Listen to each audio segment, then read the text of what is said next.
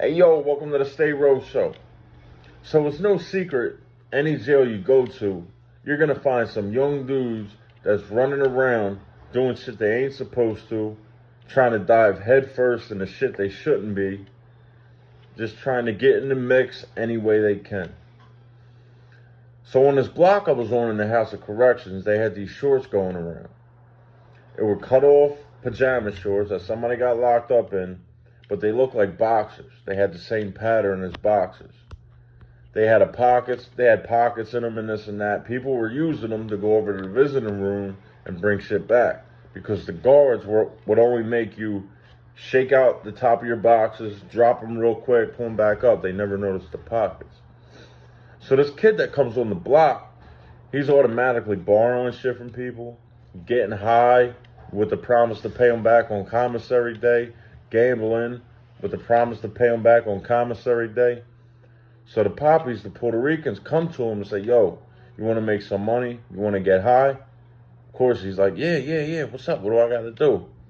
All you got to do is hit somebody up that you know on the outside to meet a girl, to bring in 2 grams of dope and some tobacco, and we'll break you off. He's all about it. Fuck yeah. How's it going to go down? You're going to wear these shorts. You're going to go over, meet whoever you get to bring it in. You're going to bring it back to us and we got you. Cool. So he's all about it. So this is going to happen in about 2-3 days.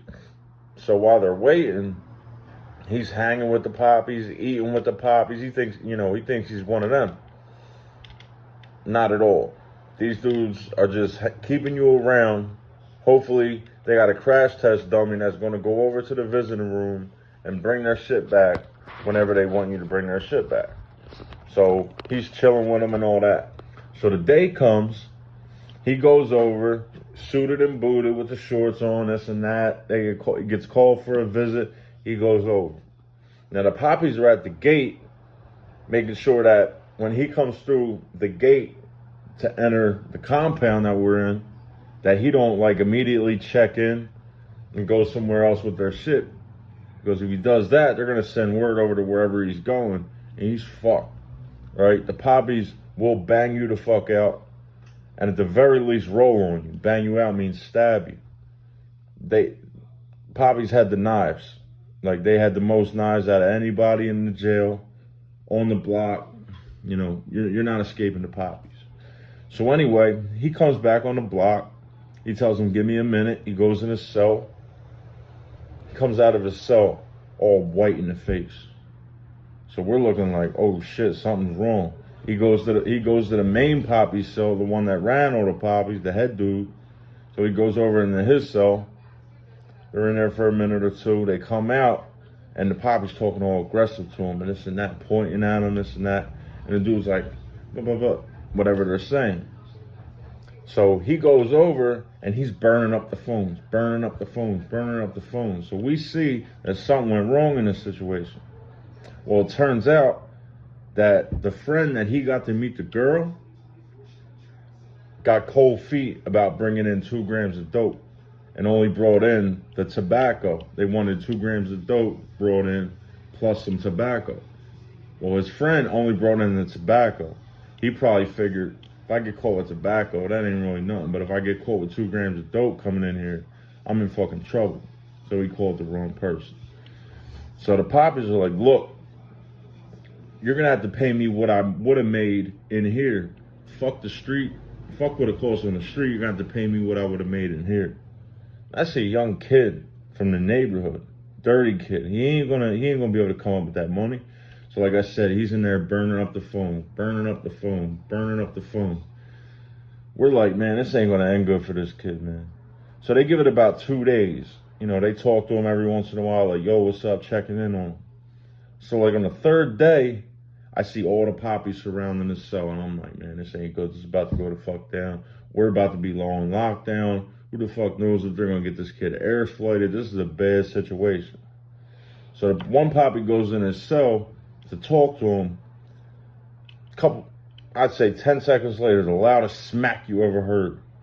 And then about 6, 7, 8 poppies run in his cell and beat the fucking shit out of this kid. This kid is screaming for the CO Only problem is he's in about cell 60, which is one of the worst, it's towards the back. It's one of the worst places to be on the block because you got the COs all the way up at the front. It's about 30 cells away. They go by like address numbers, 1, 3, 5, 7, shit like that. So he's way in the back and he's getting fucking beat the fuck up. So somehow he makes it out of the cell with a shirt all torn, fucking lumped up, bleeding, stumbling. So the poppies are hit. The rest of the poppies that didn't come in the cell, they're hitting him. They're hitting him while he goes past. A couple black dudes even hit him. Boom, boom, because they know they're going to check in and they're not going to be able to get their hands on him because he's about to go check in. And who the fuck knows where he's going to end up. So that kid made it up to the guards and checked the fuck in. For getting into too much, this dude was on the block a week, maybe a little over a week. Got into way too much. So the dudes who loaned him the commissary didn't get paid. Dudes who let him get high didn't get paid. Gambled with him didn't get paid. And this dude ended up in PC somewhere and probably got transferred. I never seen the kid again. And got a fucking ass whooping, and lucky he didn't get stabbed the fuck up, because that's how the poppies got down. But yeah, I try to leave you guys with something, man. God forbid you ever get locked up. Stay to yourself, all right? If you got the commissary, if you got the money, then spend it. Don't do no IOU shit, especially with the wrong people. They were the wrong people he was fucking with. Don't be a crash test dummy. You know what I mean? If something sounds too good to be true, don't do it. Just do your time. Let your time go by. And you'll be all right. Mind your own business. Get with people that you can relate to. Not fucking hard-ass poppies that you definitely don't fit in with and think they're your fucking friends when they're just trying to reap the benefits of what you're going to do for them. But anyway, like the video if you like the video. Subscribe to the State Roast Show if you want to become a part of the community. Until next time, this is Kenzo, State Roast Show. Remember, it's cuffing season. Don't give them no fucking reason. I'm out.